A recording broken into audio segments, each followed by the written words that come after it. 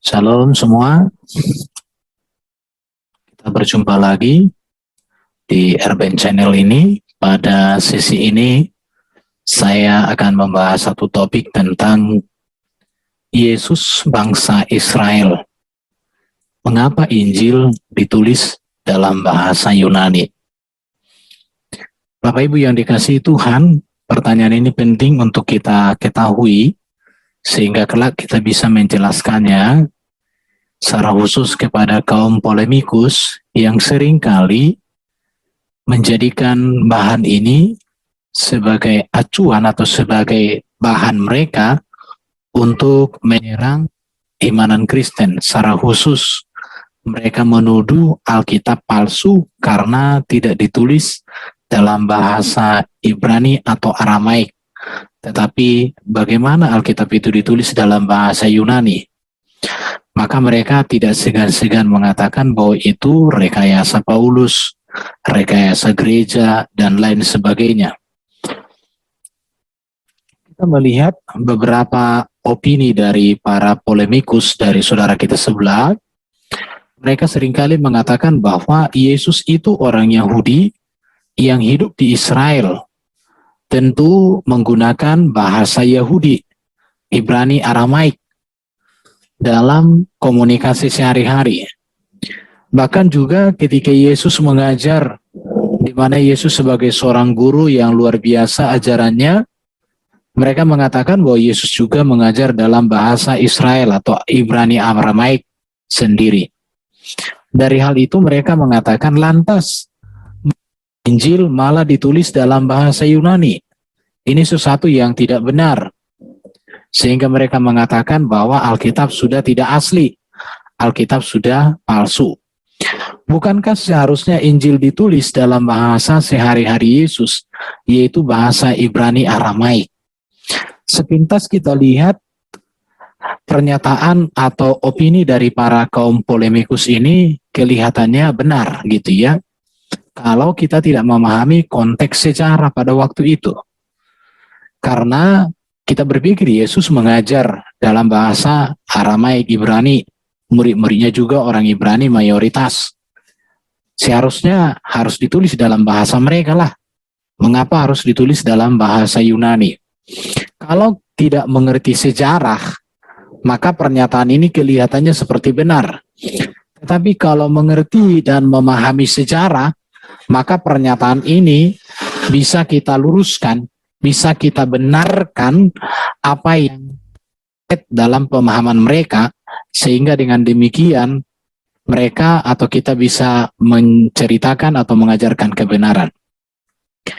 Berikut coba saya akan paparkan tentang sejarah ringkas. Saya tidak akan menjelaskan secara detail tentang sejarahnya, tetapi pemaparan sejarah ini saya akan sampaikan mengapa fokus utamanya adalah mengapa kitab Perjanjian Baru ditulis dalam bahasa Yunani. Tahun 1050 Masehi, sebelum Masehi, kerajaan Israel terbentuk dengan raja pertama adalah Raja Saul. Dan ini berlangsung beberapa ratus tahun. Sampai 750 sebelum Masehi, kerajaan Israel itu terbagi dua, yaitu Israel sebagai kerajaan utara dan Yehuda sebagai kerajaan selatan. Jadi dari Saul berganti kepemimpinan kepada Raja Daud, raja yang paling dihormati di Israel sampai sekarang. Kemudian dari Daud dilanjutkan Salomo. Tetapi setelah Raja Salomo meninggal, terjadi perpecahan di kerajaan itu, yaitu kerajaan Israel terbagi dua, Israel yaitu kerajaan utara dan Yehuda kerajaan selatan. Dan pada tahun 722 sebelum Masehi, kerajaan utara ini jatuh ke tangan Raja Asyur. Ya, jadi tahun 722 sebelum Masehi, kerajaan utara Israel jatuh ke tangan Asyur. Dan kemudian menyusul dengan kerajaan Yehuda tahun-tahun berikutnya.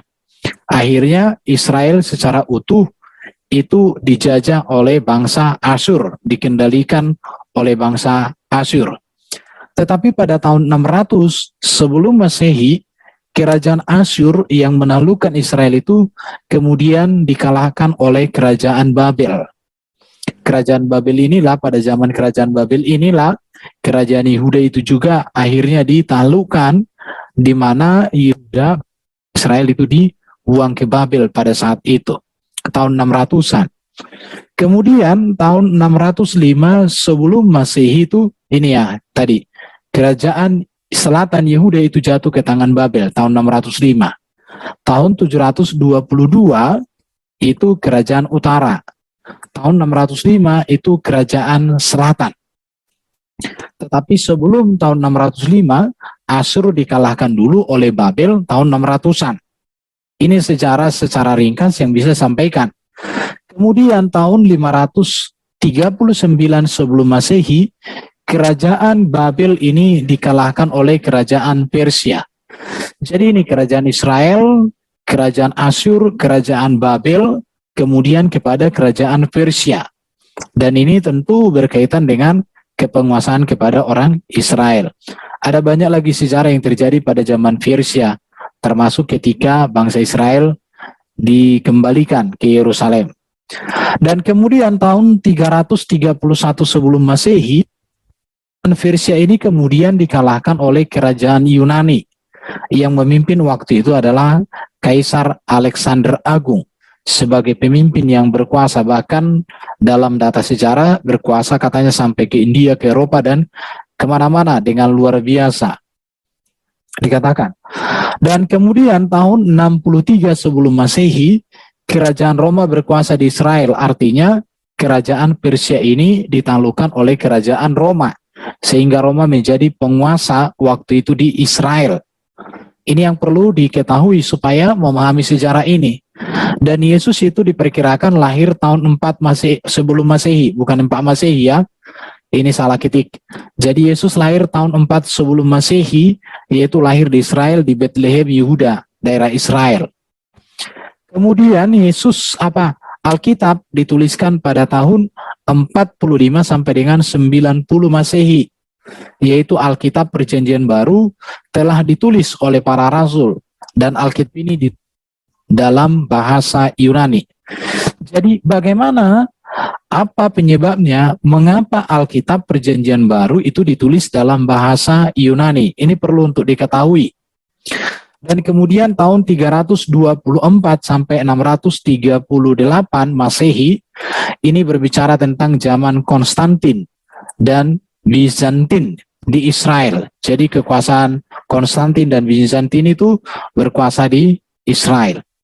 Jadi dari sini kita perlu belajar tentang bahwa Yesus lahir dan besar pada masa kekuasaan Romawi. Dan saat itu pengaruh Yunani masih kuat dalam dunia ilmu pengetahuan. Dan bahasa Yunani itu menjadi bahasa internasional pada saat itu. Dan hal ini berlangsung sampai pada zaman para rasul, di mana zaman Alkitab ditulis. Bahkan sampai zaman Konstantin dan lain sebagainya ya, bahwa catatan-catatan itu banyak dalam bahasa Yunani itu, karena itu bahasa internasional. Jadi kita melihat di sini bahwa ketika hidup Yesus itu di zaman sekitar 4 sebelum Masehi sampai di tahun 30-an Masehi, bahwa yang berkuasa memang di Roma, berkuasa di Israel itu adalah kerajaan Roma pada saat itu. Tetapi Roma yang menaklukkan kerajaan Yunani itu tidak serta-merta menghilangkan segala apa yang ditinggalkan oleh Yunani. Kita melihat di sini ya, ini yang harus diketahui oleh para polemikus. Ini yang penting untuk diketahui. Ketika kerajaan Yunani berkuasa di Israel itu selama 274 tahunan, pada masa inilah kitab Perjanjian Lama Tanah Ibrani itu telah diterjemahkan ke dalam bahasa Yunani oleh 72 tua-tua Yahudi, dan terjemahan mereka ini disebut dengan naskah Septuaginta, kisaran tahun 200-an sebelum Masehi. Dari sini kita melihat bahwa Alkitab Ibrani itu sudah diterjemahkan dalam bahasa Yunani. Dan memang pada saat itu bahasa internasional, bahkan bahasa yang digunakan secara menyeluruh, bahkan di Israel pada saat itu telah menjadi bahasa Yunani karena ditaklukkan oleh kerajaan Yunani. Pada masa inilah bahasa Yunani itu menjadi bahasa yang wajib digunakan di seluruh wilayah kekuasaan kerajaan Yunani, termasuk di daerah Israel. Sebab pada saat itu Israel berada dalam kekuasaan Yunani dalam kurun waktu 274 tahun tersebut. Tapi kemudian pada tahun 63-an itu ya, tahun tadi itu ketika Yunani dikalahkan oleh Roma, maka bukan tahun 63. Saat Yunani dikalahkan Roma, nilai-nilai budaya Yunani, khususnya dunia pendidikan, itu sangat mempengaruhi daripada kerajaan Roma. Bahkan para pengajar-pengajar orang-orang Yunani yang pintar itu menjadi guru di sekolah-sekolah Roma. Dan bangunan pun masih nilai-nilai Yunani itu mempengaruhi dan dipertahankan, mempengaruhi ilmu pengetahuan pada masa kekuasaan Romawi. Hal ini bisa kita buktikan bahwa pengaruh Yunani terhadap Roma itu sangat besar. Hal ini terbukti bahwa sampai saat ini kita melihat bahwa simbol-simbol dalam ilmu pengetahuan sangat banyak memakai huruf atau bahasa Yunani dan juga bahasa Latin. Contoh seperti biologi, geologi, sebenarnya semua itu. Banyak lagi ya, geografi, geologi, dan lain sebagainya. Itu semua berasal dari istilah-istilah Yunani, filosofi, filsafat, dan semuanya. Jadi ini yang perlu diketahui. Jadi ketika Roma menaklukkan Yunani, pengaruh daripada Yunani, khususnya dalam dunia pendidikan, arsitektur, dan lain sebagainya, itu diadopsi oleh Roma. Bahkan tidak sedikit orang-orang Yunani yang pintar-pintar atau yang jenius, para guru itu mengajar di sekolah-sekolah yang sudah berada di dalam kekuasaan Romawi. Dan itu terbukti sampai saat ini, simbol-simbol tentang ilmu pengetahuan, alfa, beta, gamma, delta, dan semuanya itu dari huruf atau dari bahasa Yunani. Ini yang perlu diketahui ya. Jadi kita melihat pada zaman Yesus itu boleh dikatakan bahwa bahasa internasional itu adalah bahasa Yunani. Bahkan banyak orang Yahudi itu memiliki nama ganda. Contoh seperti Lewi atau Matius ya. Lewi itu dalam bahasa Yunaninya, Matius dalam bahasa Ibrani. Simon bahasa apa? Petrus di situ ya, Dorcas dengan Tabita. Jadi kita melihat bahwa bahasa Yunani sudah menjadi bahasa internasional. Orang-orang Yahudi tahu dengan bahasa Yunani. Kenapa? Karena begitu kuat pengaruh dari bahasa Yunani pada saat itu. Akan dalam dunia pendidikan dan lain sebagainya. Tetapi bahasa penguasa atau bahasa politik dan hukum itu adalah bahasa Latin, yaitu bahasa Romawi. Kenapa? Karena pada zaman Yesus itu yang menjadi penguasa di Israel itu adalah Romawi, dijajah oleh Roma. Karena Yunani ditaklukkan oleh Roma, sehingga bahasa penguasa atau politik dan hukum pada saat itu memakai bahasa Romawi, Latin. Sedangkan bahasa Ibrani Aramaik itu menjadi bahasa keagamaan Yahudi. Dan ini pun digunakan dalam hal yang khusus Yahudi-Yahudi. Kenapa? Karena memang pada waktu itu pengaruh Roma dan pengaruh bahasa Yunani sudah sangat kental. Bahkan tidak sedikit semua orang-orang Yahudi pun mengerti bahasa Yunani karena itu menjadi bahasa internasional. Bisa kita bayangkan dengan zaman kita di masa kini, yaitu bahasa Inggris. Bahasa Inggris menjadi bahasa internasional. Ketika seseorang wartawan menuliskan apa yang terjadi di Indonesia dalam bahasa Inggris, itu dibenarkan. Kenapa? Karena bahasa Inggris menjadi bahasa internasional di situ. Tapi kalau ditulis dalam bahasa Indonesia, itu juga dibenarkan. Tapi kalau ditulis juga dalam bahasa daerah, itu benar. Karena di Indonesia ada bahasa suku, ada bahasa nasional, bahasa persatuan, ada bahasa internasional untuk pergi ke luar negeri, atau bahkan sudah digunakan dalam kebiasaan sehari-hari untuk beberapa kelompok tertentu di Indonesia. Ini yang harus dipahami supaya mengerti mengapa Alkitab Perjanjian Baru itu ditulis dalam bahasa Yunani. Jadi banyak kali orang kalau tidak memahami konteks sejarah ini, maka mereka akan selalu mengatakan sesuatu yang tidak tepat. Jadi ini harus diketahui ya, kerajaan Yunani saat berkuasa di Israel selama 274 tahun, di sini kita melihat bahwa kitab Perjanjian Lama, kitab Ibrani itu telah diterjemahkan dalam Yunani oleh 72 tua. Dan pada saat ini bahasa Yunani digunakan di seluruh wilayah kekuasaannya. Ini harus saya tegaskan lagi. Saat Yunani dikalahkan Roma, nilai-nilai budaya Yunani, khususnya dunia pendidikan, bangunan, dan arsitektur itu dipertahankan. Dan itu kita bisa lihat dari peninggalan-peninggalan arkeologi yang masih bisa ditemukan pada zaman Romawi dan sampai saat ini. Bahkan banyak sekali lagi pengaruh-pengaruh daripada Yunani ini dalam dunia pendidikan, bahkan termasuk juga dalam catatan-catatan sejarah yang masih diakui sampai hari ini. Sekarang kita melihat bukti Alkitab tentang Yunani ini, bahwa memang pada saat itu sudah ada orang Yunani di sana.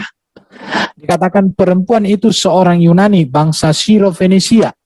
Ia memohon kepada Yesus untuk mengusir setan itu dari anaknya.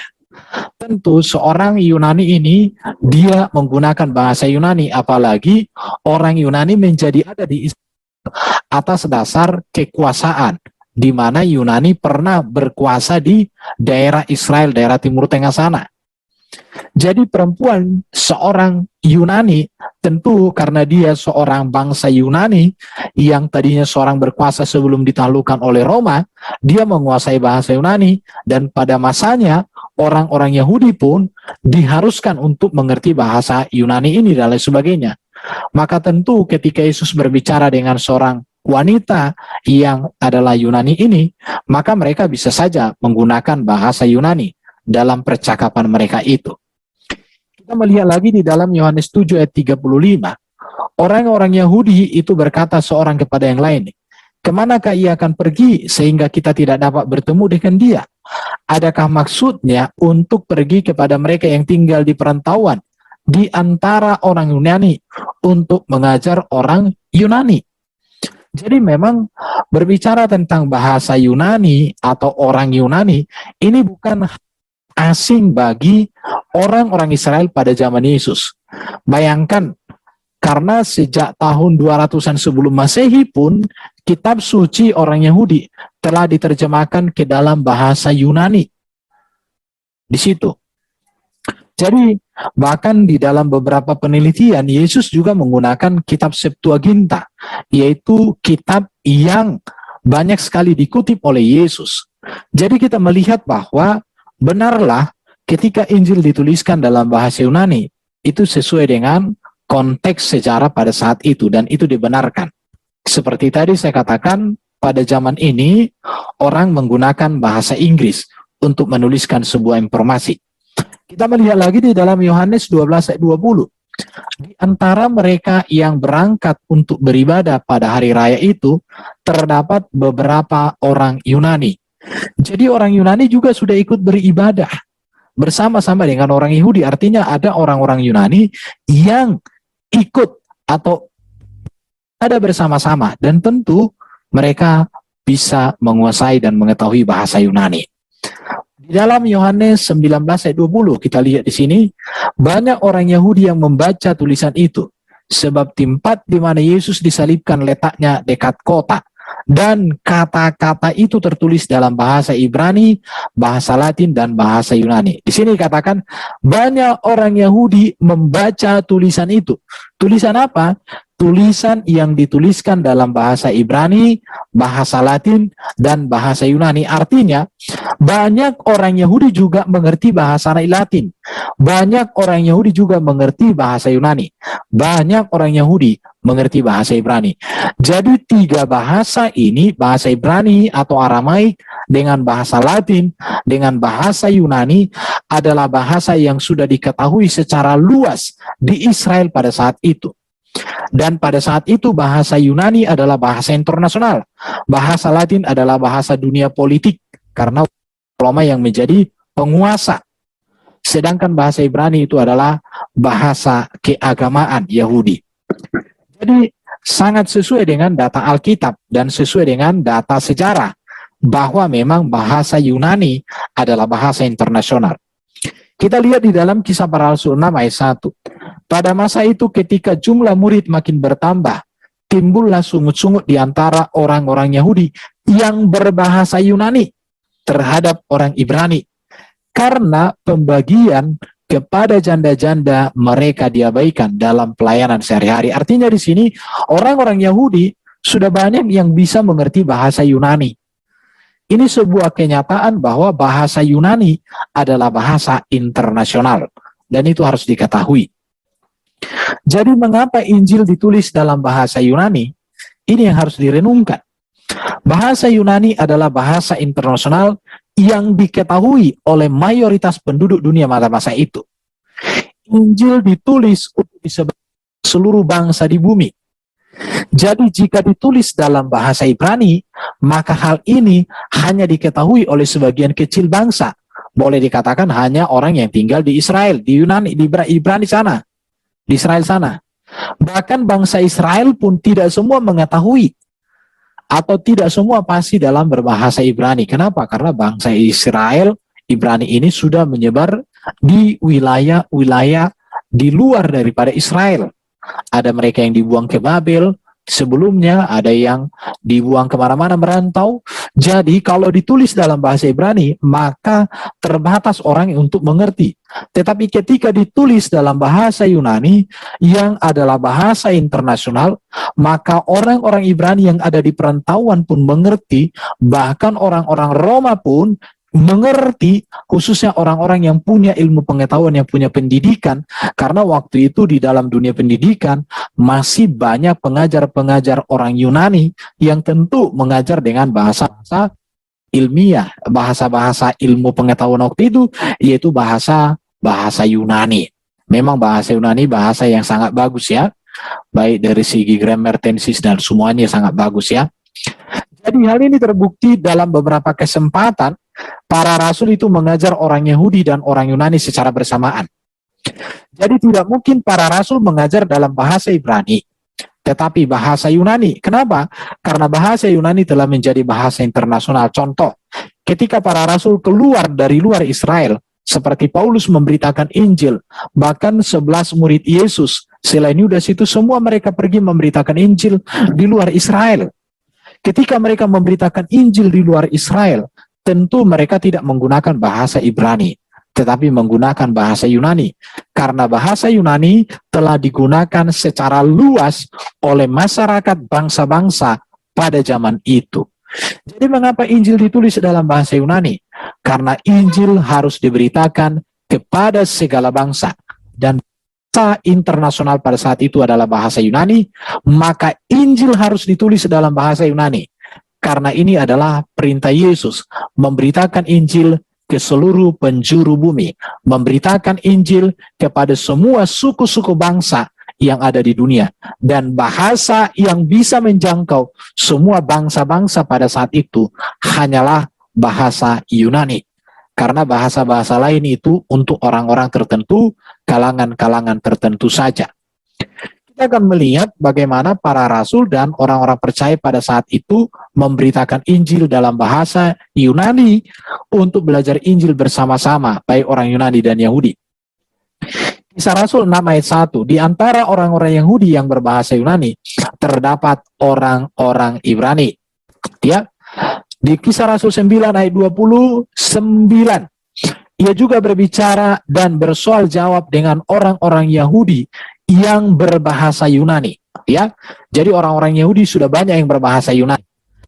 Kisah Rasul 11 ayat 20, beberapa orang Siprus dan orang Kinere yang tiba di Antioquia dan berkata-kata kepada orang-orang Yunani dan memberitakan Injil bahwa Yesus adalah Tuhan. Jadi pada zaman para rasul, pemberitaan Injil itu dilakukan memakai bahasa Yunani. Karena bahasa Yunani ini menjangkau semua orang. Karena itu merupakan bahasa internasional. Sama seperti sekarang, kalau kita mau pergi ke Australia membawa bahasa Indonesia, maka orang Australia nggak bisa dengarkan, nggak ngerti. Hanya orang Indonesia yang ada di Australia. Tapi kalau kita memberitakan Injil dengan bahasa Inggris, maka semua orang di Australia, di Amerika, di Eropa, semua bisa mendengarkan. Tapi kalau bahasa Indonesia terbatas di situ.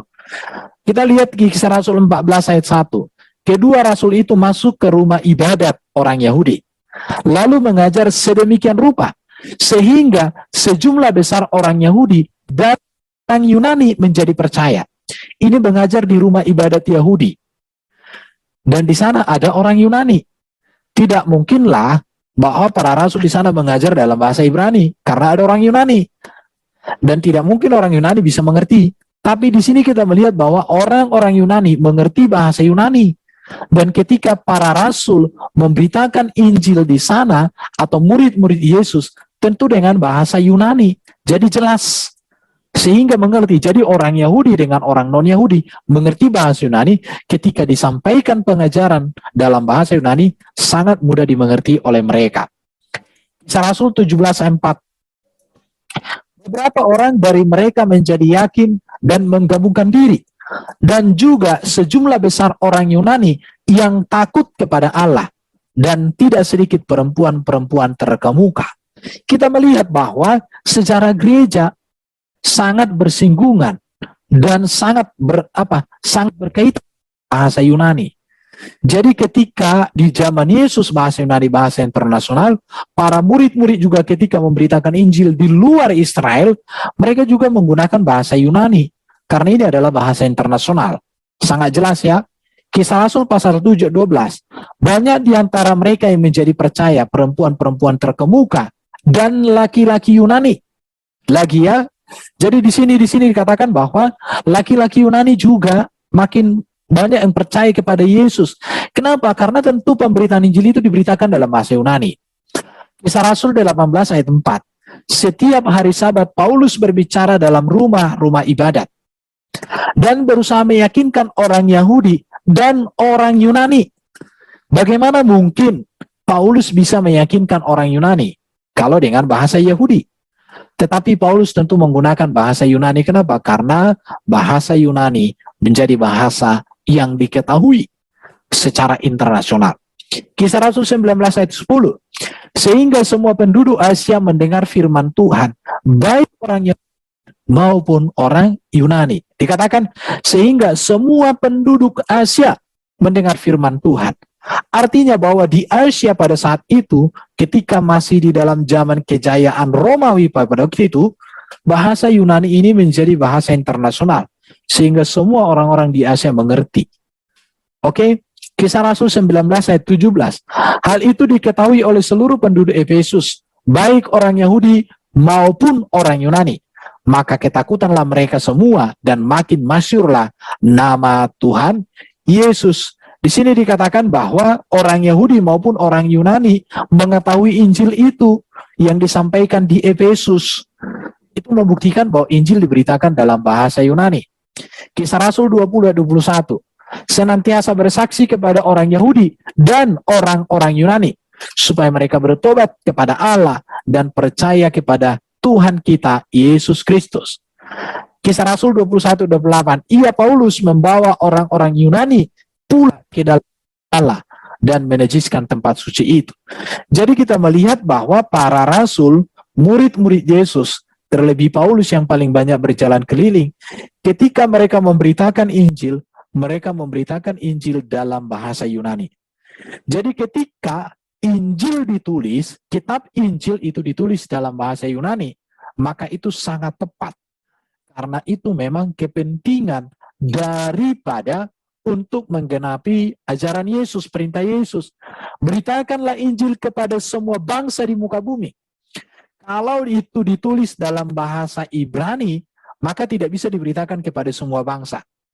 Tetapi karena ditulis dalam bahasa Yunani yang adalah bahasa internasional, maka perintah Yesus itu dapat digenapi dan tergenapi pada saat itu. Dan sampai sekarang, bahasa Yunani itu menjadi acuan dari ajaran gereja. Jadi penjelasan yang mau saya paparkan di sini, Yesus bangsa Israel, mengapa Injil dalam bahasa Yunani? Bisa kita jelaskan kalau kita mengerti sejarah kita mengerti konteks pada saat itu, kita mengerti situasi pada saat itu. Ya kalau sekarang kita hanya bisa ngomong, tapi kalau kita tidak mengerti konteksnya pada waktu itu, ya sama saja itu namanya berbicara dari ketidaktahuan. Jadi kepada kita semua, melalui materi ini saya mau sampaikan, Injil yang ditulis dalam bahasa Yunani adalah benar adanya, dan itu sesuai dengan kebutuhan gereja pada masa itu. Dan itulah yang menjadi acuan bahasa Yunani. Kitab dalam bahasa Yunani yang ditulis oleh para murid itulah yang menjadi acuan bagi gereja pada masa kini.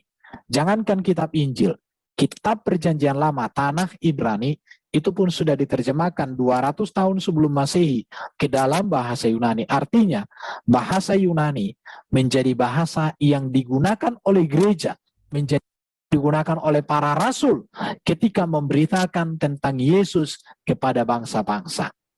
Inilah yang materi yang bisa saya sampaikan. Kiranya materi ini boleh menjadi berkat bagi kita semua. Saya mengucapkan shalom, dukung terus pelayanan Ebren, baik melalui patron atau juga bisa melalui doa dan lain sebagainya. Terima kasih, Tuhan memberkati kita semua. Shalom.